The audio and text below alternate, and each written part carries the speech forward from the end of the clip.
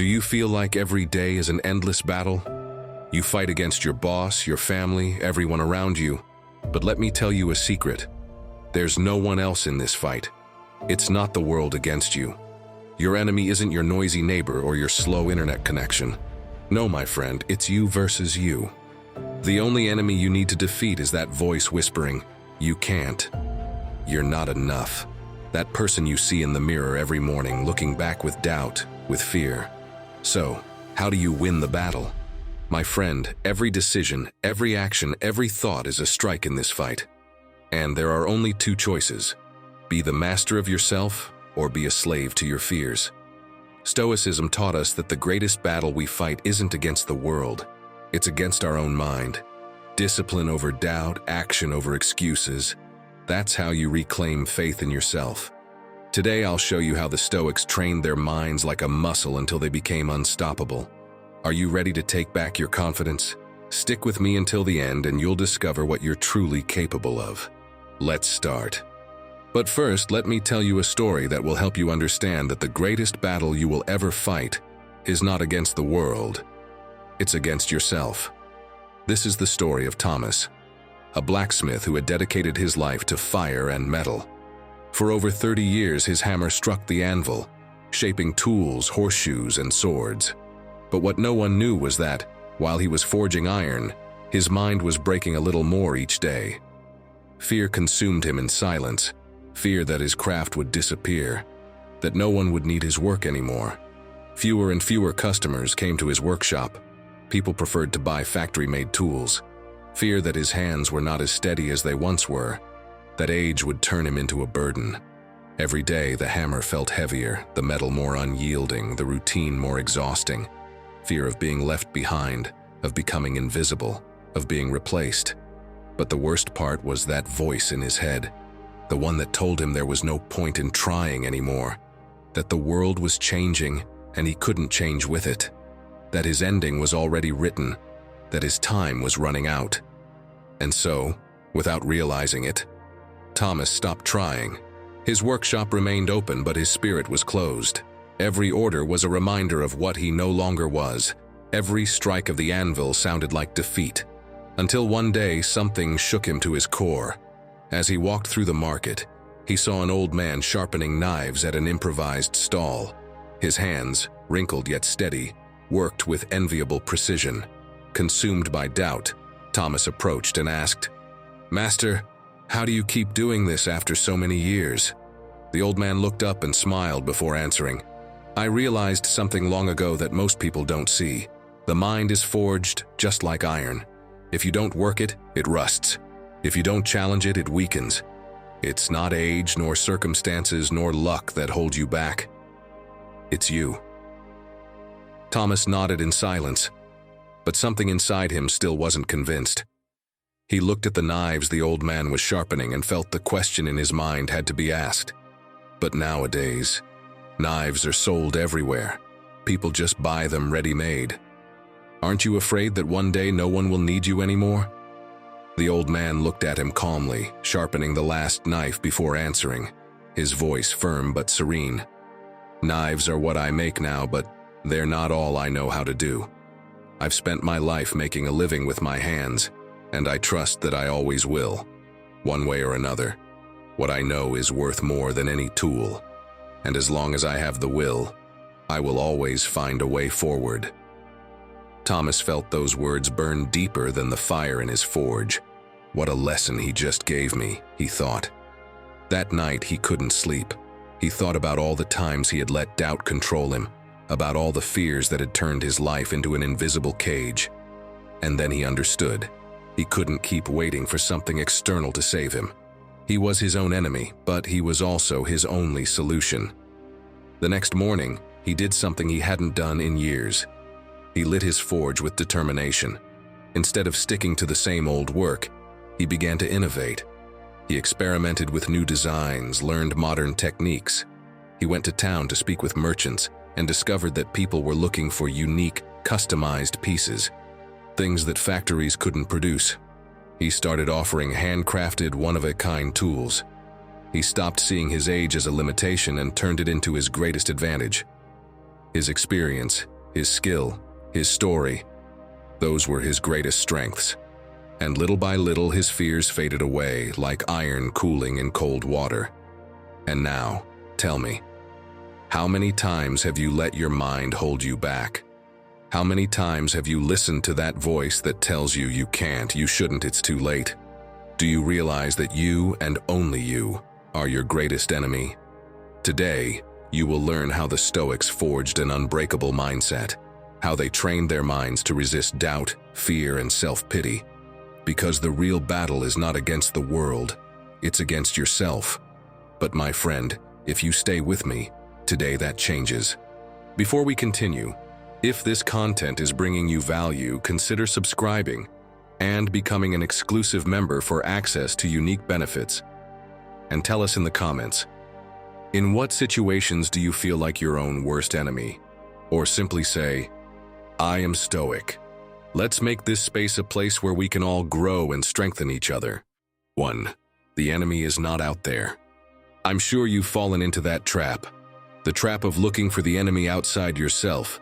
You look around and think the problem is the world. That if circumstances were different, if the people around you were more understanding, if luck were on your side. Stop.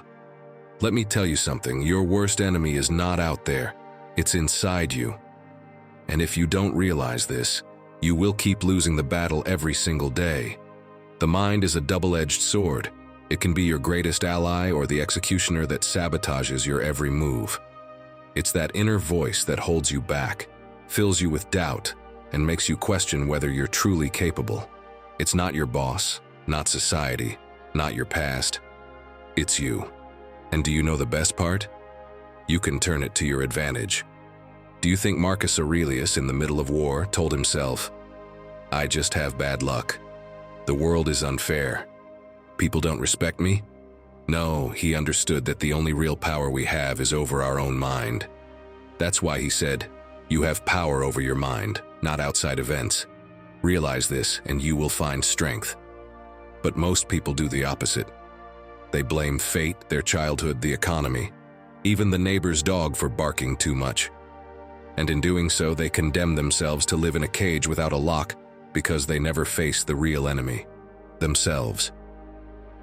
Imagine two soldiers in the same battle. Both face hunger, cold, and exhaustion. One tells himself, this is unbearable. I can't take it anymore. Why me? The other thinks, this is a test, an opportunity to prove my strength. I will keep going. Both live the same reality, but their minds create completely different worlds. The same thing happens to you. It's not the situation that defeats you. It's the story you tell yourself about it. The problem is not the obstacle, but your reaction to it. And this is something the Stoics understood perfectly. Whoever controls their mind controls their life. Every time you think I can't, every time you say, this is too hard, every time you procrastinate, every time you doubt yourself, you are weakening yourself. You are becoming your own worst enemy. Ask yourself this right now. If your mind were a person, would you see it as your greatest ally or your worst enemy? Because if every time you try to improve, that voice tells you you're not good enough, it's too late for you. What if you fail? Then you are living with an enemy that drags you down day after day. But don't panic, here's the solution. Start by questioning every negative thought. Don't accept every idea as an absolute truth. Ask yourself, is this real or just fear disguised as logic? Another foolproof trick. Don't negotiate with doubt. Every second you spend doubting is a second wasted. Do what you have to do without giving your mind time to talk you out of it. Remember Marcus Aurelius's words, waste no more time arguing about what a good man should be. Be one. And speaking of powerful words, tell me, how do you talk to yourself? Speak to yourself like a leader, and you will become one.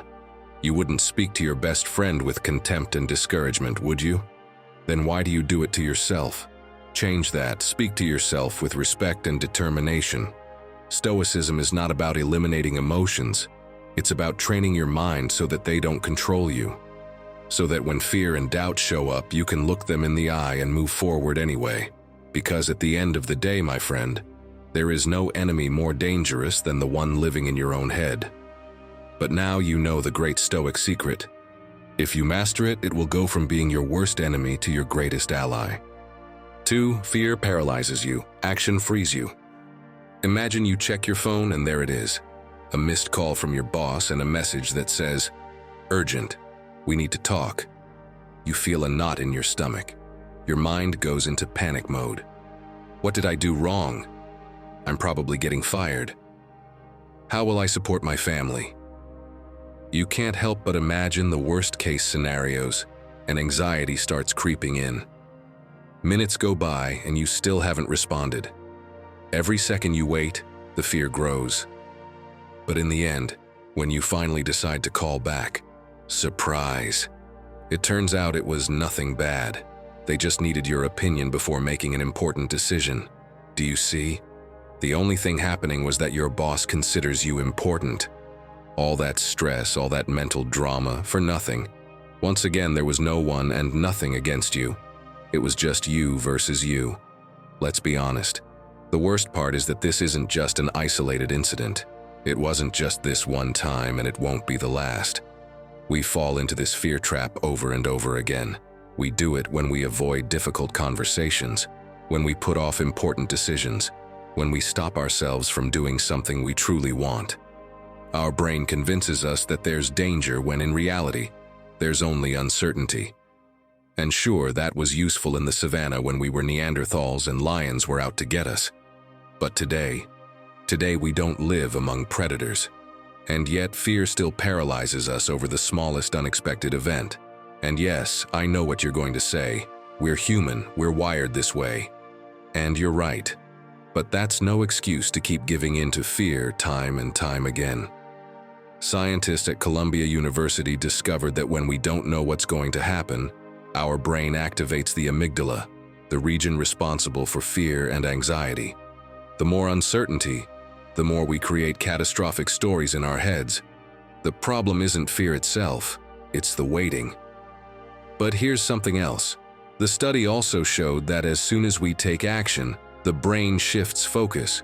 It's like we switch off the alarm and activate problem-solving mode. That's why taking action is the only real way to eliminate fear. Jordan Peterson puts it bluntly, fear doesn't disappear by waiting. What eliminates it is gradual exposure. The more you face what you fear, the smaller it becomes. The Stoics understood this perfectly. A man who suffers before it is necessary suffers more than necessary, wrote Seneca. Fear makes us suffer over things that haven't even happened. Anticipation kills us more than reality itself. Imagine you've never ridden a bike. You're afraid of falling, getting scraped up, making a fool of yourself. But you know there's no other way to learn. So you get on, start pedaling, and guess what? You fall. Oh no, what a disaster, right? Well, of course not, my friend. The real disaster would have been staying paralyzed, too afraid to try. Now you've fallen, the worst has happened, and you realize it wasn't that bad. You see that fear was just noise in your head. How many times have you stopped yourself just before taking action because you were afraid of what might happen? And how many of those times when you finally did it, did you realize it wasn't a big deal? That's how fear works. The more you feed it, the more it controls you. But the moment you take action, it collapses like a house of cards. But I know it's not easy. So here's your action plan against fear. First, use a countdown. When fear kicks in, don't give it time to paralyze you. 3, 2, 1, and act. Second trick, micro-actions. Are you terrified of making a call? Start by writing the message. Does public speaking scare you? Practice in front of the mirror. Break fear down into small steps. And the crown jewel, rewrite the story that fear tells you. When your mind says this is going to go wrong, replace it with this is an opportunity to improve. I know these tips sound simple, but trust me, they work. Fear, like everything in life, is overcome step by step, day by day, action by action. 3. Defeat the monster of doubt. How many opportunities have you let slip away just because your own mind convinced you that you weren't capable? How many times have you been one step away from trying, from taking that leap that could change everything? But at the last moment, That voice in your head stopped you. What if I fail? What if I'm not good enough? What if others judge me? Enough. That ends today. My friend, doubt is a monster. It doesn't live in the real world, it lives in your mind. And like any monster, it feeds on your fear, your inaction, every moment you choose not to face it. Imagine standing in front of a grand golden door. You know that behind it lies an incredible opportunity, the promotion you've always wanted, the project that could change your life, the person you dream of talking to. But just before you open it, you see a shadowy guardian standing in front of you. It's not real, but its presence is overwhelming. It tells you that you're not ready, that you're not enough, that if you fail, you'll regret it. You listen, you hesitate, you step back, and the door never opens. What a shame. Let me tell you the story of someone I met long ago, someone who knows exactly what I'm talking about. A guy who had an incredible opportunity in his hands, his first big promotion at work. He had spent years working hard, proving himself, preparing for the moment to level up. And one day, his big chance finally came. His boss called him into the office and made the offer. "We want you to lead a new team. You've shown you have what it takes." It was everything he had ever wanted, the moment he had imagined so many times. But instead of saying yes instantly, doubt spoke first. "You're not ready. What if you fail and disappoint everyone? Are you sure you want that much responsibility?" So instead of accepting, he waited. He wanted to think about it a little more. He wanted to make sure he wasn't making a mistake, that everything lined up perfectly before making the leap. And while he thought, the company waited. At first, they were patient. They gave him a few days to decide, but those days passed, then a week. And still, he hadn't given a clear answer. It's not that he said no, but he also didn't say yes. And a company can't wait forever. Since he never decided, they had to decide for him. They gave the position to someone else. When he finally gathered the courage to accept, it was too late. The opportunity he had waited years for had vanished in a matter of days. And it wasn't because he wasn't good enough, of course not. It was because he doubted himself until there was nothing left to decide. I have to confess, my friend, that insecure guy was me. I defeated myself. It wasn't the world, it wasn't the competition, it wasn't bad luck. It was me, my own mind, my own doubt, the enemy that lives inside me. I share this old story, this tough experience, not for sympathy, but so you don't make the same mistake. So you stop being the obstacle that stands between you and the life you want. As they say, learning from your own mistakes is good, but learning from someone else's is next level. The Stoics knew that doubt is the silent enemy of action. More often than not, it's not a lack of ability that destroys a person, it's a lack of self-belief. Marcus Aurelius made it clear in his Meditations. If it is within your power, why do you fear? If it is not within your power, why do you worry? My friend, don't worry about what you can't control, but more importantly, don't doubt what you can do. The only way to defeat the monster of doubt is to move before it grows. That's how I silenced the voice that paralyzed me. That's how I learned to never fail myself again. Two things helped me the most. Don't give doubt time to grow stronger. If you overthink, you lose. When an opportunity appears, count to 3 and take the leap. Don't give yourself the luxury of getting trapped in your own mind. And once you decide, just act, even when you don't feel ready. Because you'll never feel completely ready. Fear isn't beaten by thinking about it more or by shouting. It disappears when you go through it. And believe me, once you take the first step, half the battle is already won. My friend, from the bottom of my heart, I ask you, don't let yourself be the one who steals what you deserve. Don't lose another battle against yourself. For you are not what you say, you are what you do. If someone followed your steps for a month, someone who doesn't know you, who has never heard of you, could they guess who you really are? Would they know your goals, your deepest values?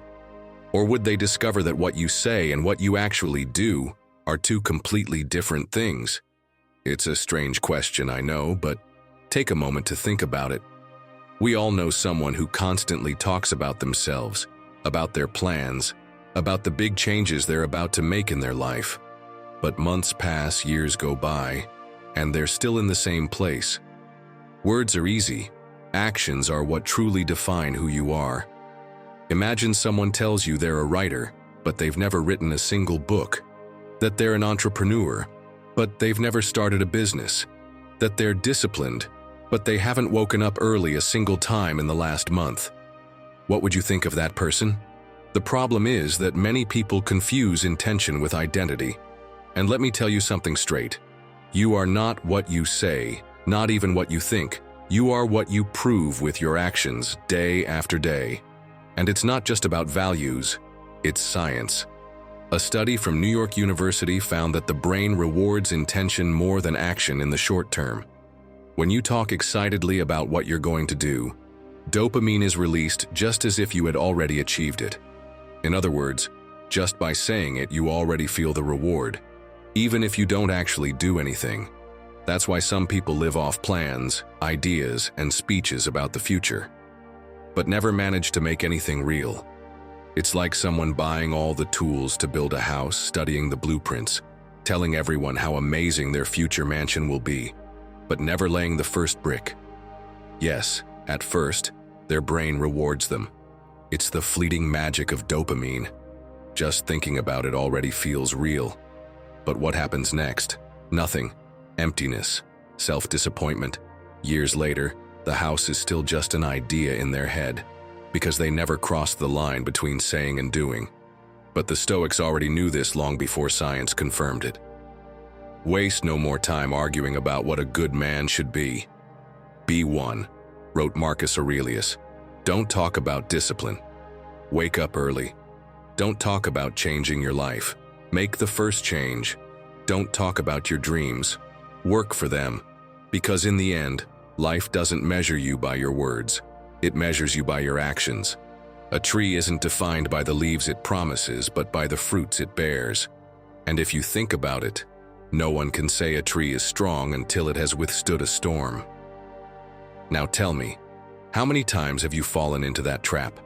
How many times have you felt like you were making progress just because you planned it, because you talked about it with someone, because you said you would, but in the end, you did nothing to back up your own promises? My friend, it's time to stop promising yourself things you'll never give yourself. It's time to stop tripping yourself up. If you don't want this to happen again, here are 2 things that can change everything. Act before you speak. If you want to exercise, train first, then talk about it. If you want to start a project, do it before you share it. Build habits, not intentions. Habits. That divine tool for building the life you want. Don't think about what you'll do someday. Decide what you will do today, and do it, because at the end of the day, you are not what you say you will do. You are what you did while everyone else was still talking. 5. Dare to act even if you're not sure. The world doesn't wait for the indecisive. Opportunities don't knock twice. They don't stop to ask if you feel ready. They don't wait for everything to make sense in your head. They just pass by, and if you don't take them, someone else will. You don't need more certainty, you need to take the leap. You probably have that one relative who's always wanted to start their own business. They talk about their ideas with excitement, they research, they make plans, but they never take the step. There's always something holding them back. I don't know enough yet. Maybe it's not the right time. Maybe next year, they say at every Christmas dinner. And so, months and years go by, and their project still exists only in their head. Or that friend who dreamed of moving to another city, starting fresh, meeting new people, building a different life. But every time they thought about it, they found a reason to stay. I don't know if I'll find a job quickly. I don't know anyone there. And while they tell you all this, all you hear is blah, blah, blah, excuses. And sure enough, next year, they tell you the same thing, and nothing has changed in their life. Now let me ask you, what about you? Could the same thing be happening to you? Could fear be holding you back from pursuing a dream? Because let's be honest, it's easy to see it in others. but how hard it is to recognize it in ourselves. We like to think that clarity comes first, that one day we'll wake up with absolute certainty that it's time to act. But life doesn't work that way. And of course, Marcus Aurelius knew it when he said, "If you wait to always do the right thing, you will miss many chances to do anything at all." Want another Stoic example? Epictetus put it simply, "Don't explain your philosophy, live it." The same applies to everything in life. Stop telling yourself that you'll do it when everything aligns. Stop waiting for the perfect moment. Action is what will give you the answers you're looking for. And here's the hardest truth of all. No one else is blocking your path. It's not a lack of opportunities. It's not the people around you. It's not life putting obstacles in your way. It's you. It's your fear, your indecision, your need for certainty. You are your own enemy. And the only way to win this battle is to take action, to trust yourself even when you're not sure. And no, I'm not telling you to do something crazy. If you're afraid of heights, you don't need to go skydiving. Start small. If you want to change jobs, send one application. If you want to learn a language, learn just 10 words today. You don't need to see the entire path to start walking. Think of a runner facing a thick fog. They can't see the finish line, but they can see just enough to take the next step. And that's all they need to do. Keep moving forward. If indecision feels stronger than you, give yourself a deadline to decide. The mind will always find excuses to delay things. If you don't set a time limit, you'll keep postponing it forever. Make it simple. Is it a small decision? Give yourself 1 hour. Is it a big decision? Give yourself 24 hours. Be reasonable, but don't give your mind unlimited time to come up with reasons to stop you. The difference between those who achieve something and those who don't is not talent or clarity. It's that the first group takes action before they feel ready. My friend, as Seneca said, it's not that we don't dare because things are difficult. Things are difficult because we don't dare. The path only becomes clear once you start moving. Don't let doubt stop you. Now tell me, what is that one thing you've been thinking about for too long, but haven't dared to do? Share your story in the comments, and let's support each other. This is about growing together. 6. Fear is an invention of your mind. An ancient fable tells of a distant village where people lived in terror of a beast that roamed the hills. They said it was enormous, with sharp claws and glowing eyes that lurked in the darkness. No one had ever seen it up close, but rumors passed from generation to generation. If you stray from the village after nightfall, you will never return. Out of fear, no one dared to cross the hills after sunset. Even if someone needed to get to the other side to visit a sick relative or bring urgent supplies, they preferred to wait until dawn. The mere thought of encountering the beast was enough to paralyze anyone.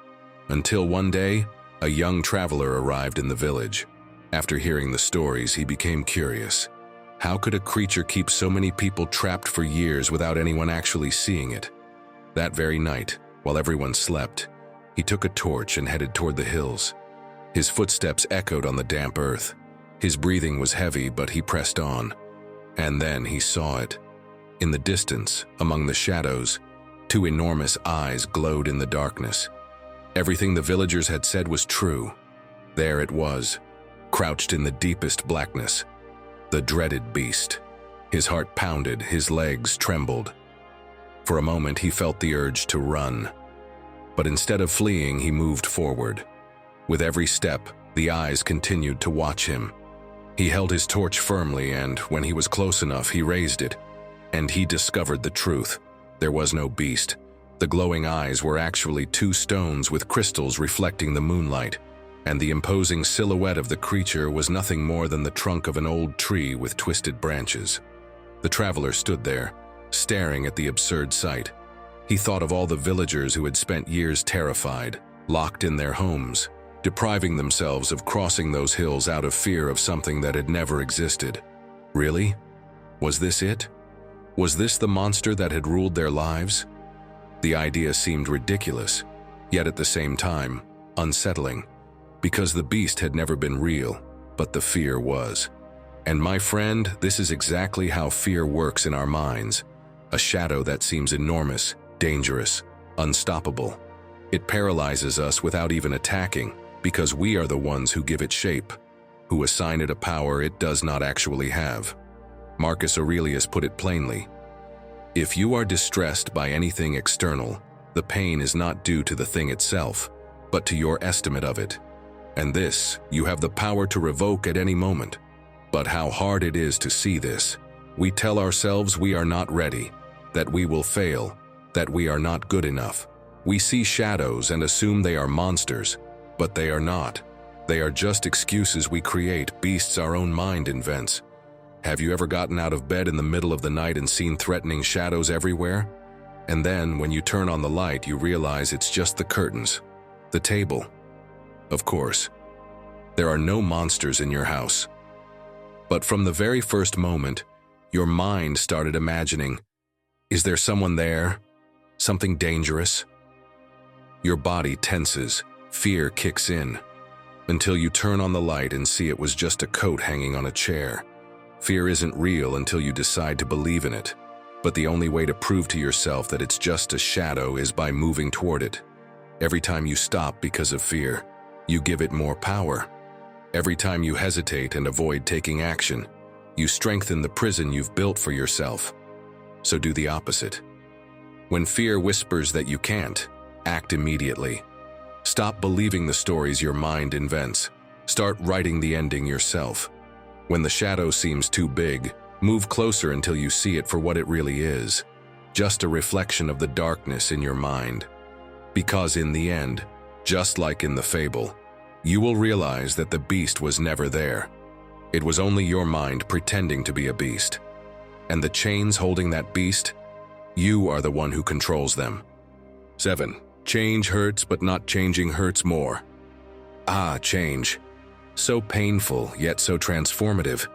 Have you ever stayed in a place for too long, knowing it wasn't where you wanted to be? Once upon a time, an eagle grew old and found itself at a crossroads. Its talons no longer had the strength they once did. Its beak had curved too much, and its feathers had become so heavy that flying was a struggle. It knew that if it didn't do something, it wouldn't survive much longer. It had two choices: surrender to decline or go through a painful process of transformation. It chose the second. The eagle flew to the top of a mountain and took refuge in a cave. There, it struck its beak against the rocks until it broke off completely. It waited patiently for a new, sharper beak to grow, and with it trimmed down its old talons. Once its new talons were ready, it plucked out its heavy feathers one by one. Months later, it emerged from the cave as a renewed bird, ready to soar through the sky stronger than ever. The story is brutal, but the message is clear. Change hurts.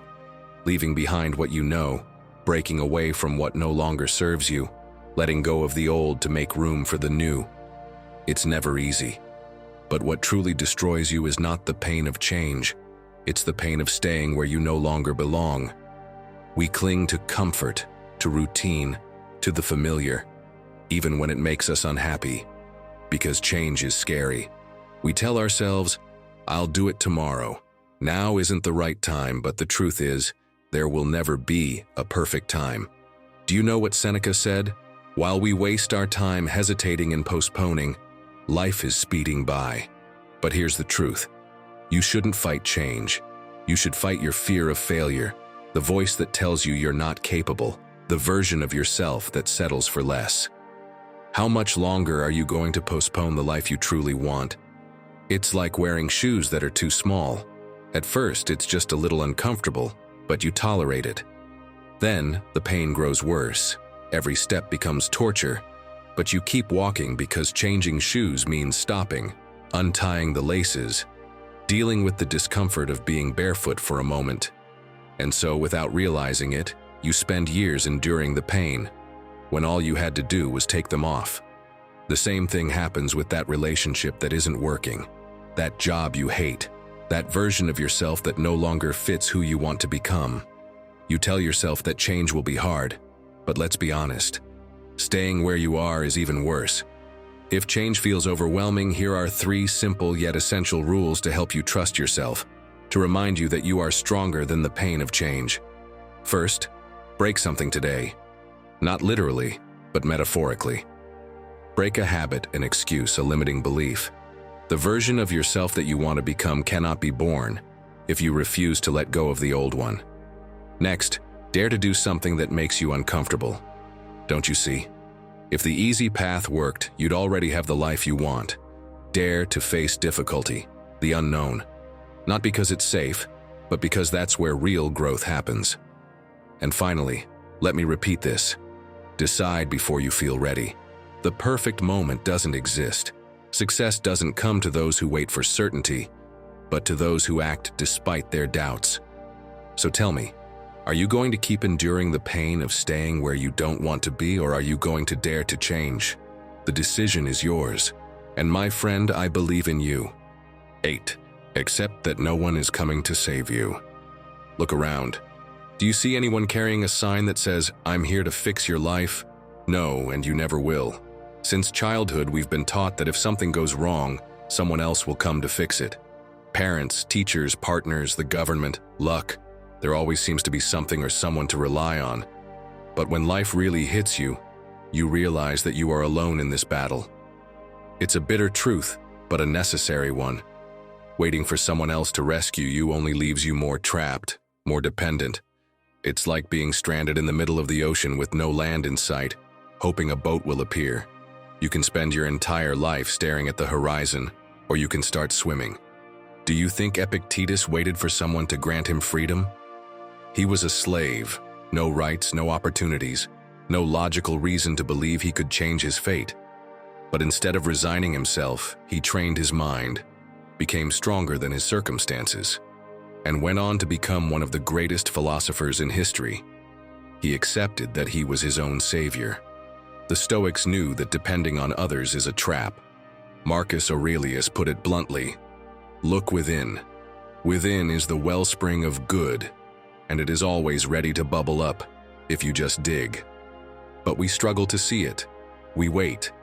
We wait for a promotion at work without asking for it, for the perfect love to find us without making an effort, for discipline to magically appear one day, so we wake up feeling motivated. But the truth is this: no one is going to push you forward. No one is going to solve it for you. And this is where the battle becomes personal. You versus yourself, against the voice that tells you you can't do it alone, against the version of yourself that keeps waiting instead of acting.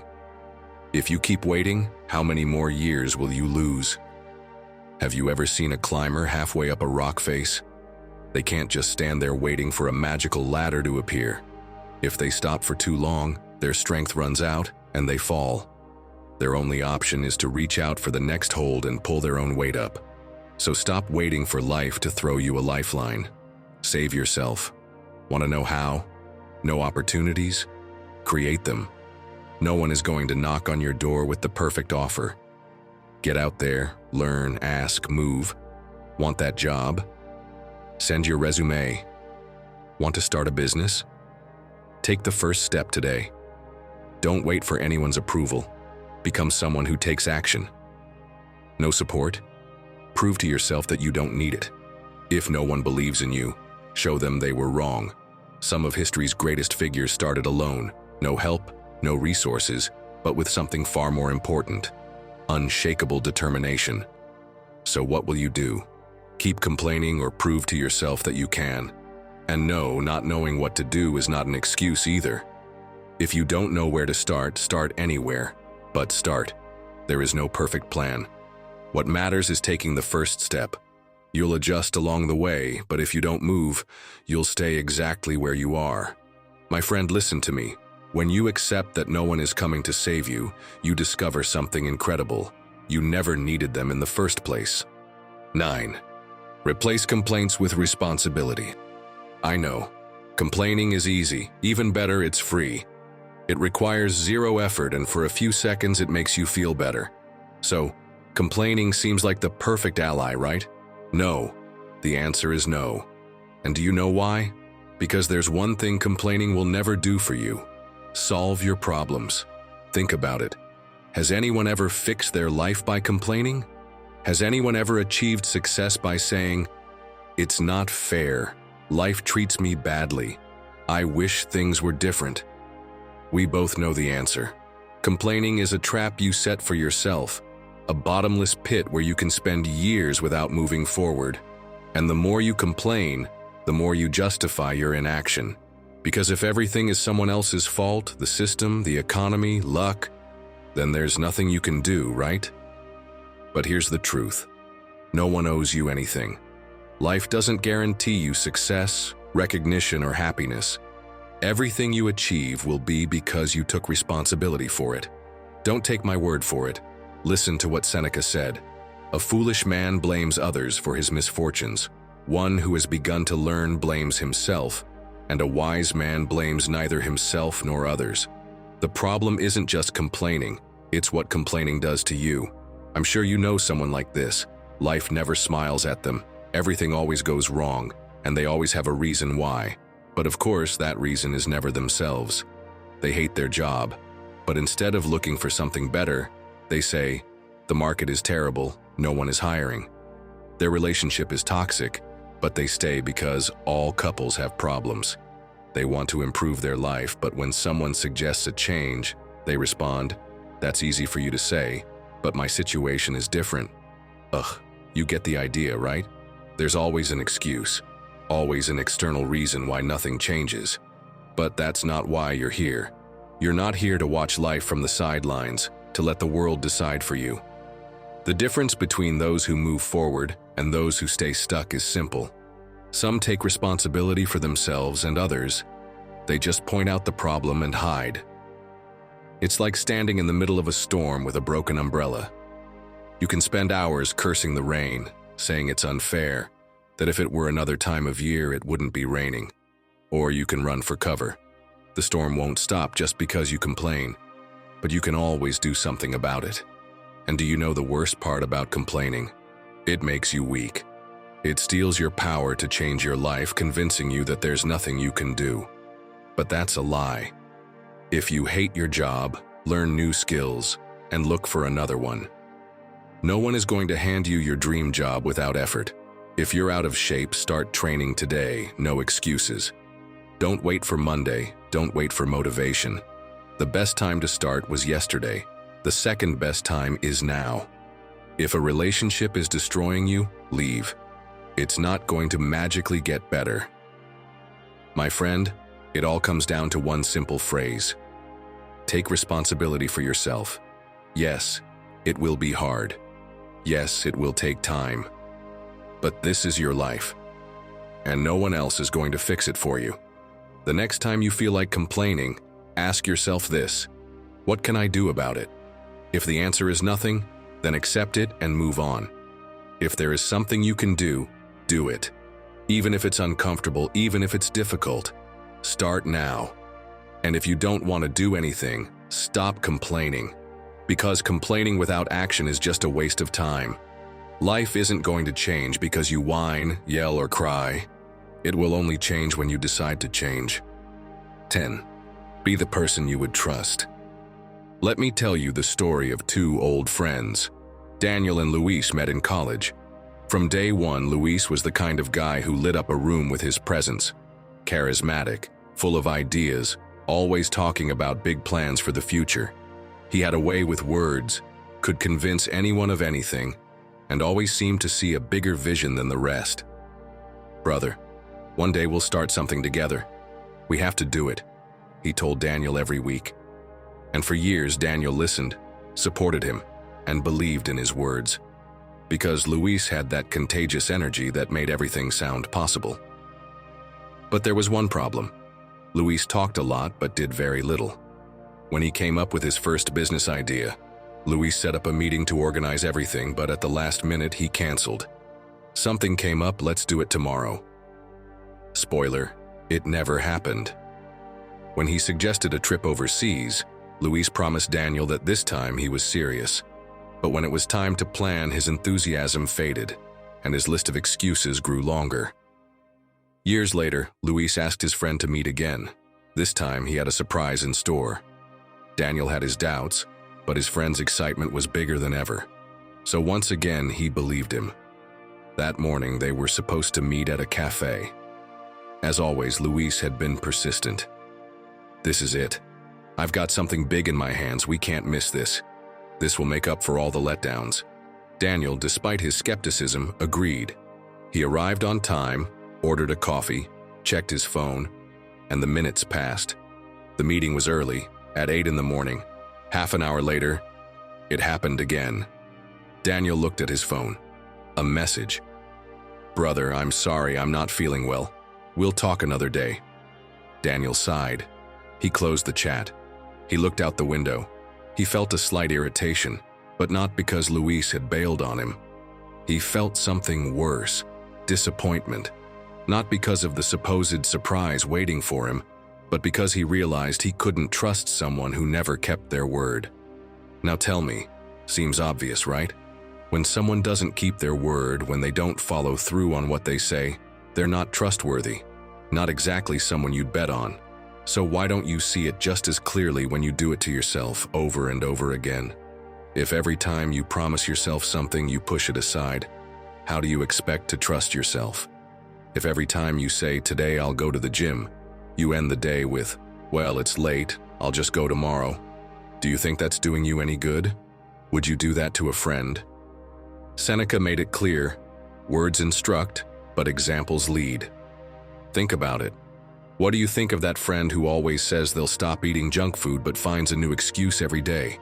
Or that coworker who constantly boasts about the great things they'll achieve but never takes a single step? From the outside, it's obvious. They don't take themselves seriously. So the real question is, are you becoming one of those people? This is where the battle gets personal. Yes, keeping your word to others is important, but keeping your word to yourself is even more important. Do you know what happens when you betray yourself with excuses? When you promise results but don't want to pay the price? You lose the most valuable thing you have, trust in yourself. Epictetus put it simply, don't explain your philosophy, embody it, because self-trust isn't built with words, it's built with actions. It's like a staircase. Every time you keep your word, you climb a step. Every time you break it, you fall 3. And the only way to reach the top is by proving it to yourself through action. So here's a simple trick. Do what you say. No more excuses, no more, "I'll start tomorrow." If you decide on something, follow through. Not for others, but for yourself. Second key, face what makes you uncomfortable. Every time you avoid something hard, you weaken your confidence. But when you face it, you prove to yourself that you can count on yourself. And do you know the best part? It doesn't even matter if you fail. What matters is that you had the courage to try. And my friend, the ultimate key to leveling up your self-trust, stop betraying yourself with empty promises. Talk to yourself the way you would talk to someone you respect. Act like the person you would bet everything on. Because if you don't trust yourself, it's because you've already proven that you can't. But the good news is, you can change that. Start today. Be the person you would trust without hesitation. Because when you do, there won't be a single goal you can't reach.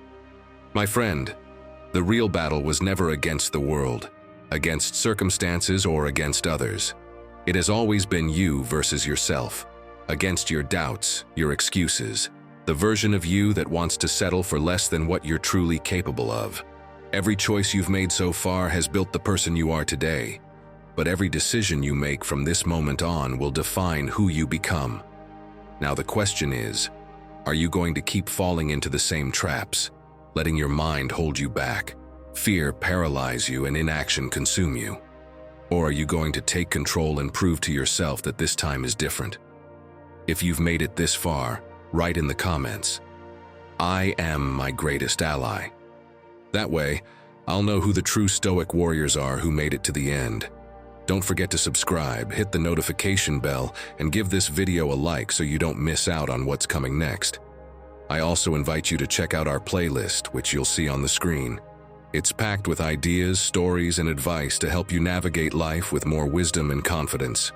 Click it, and let's keep moving forward together. Until next time, take care and keep embracing your inner Stoic.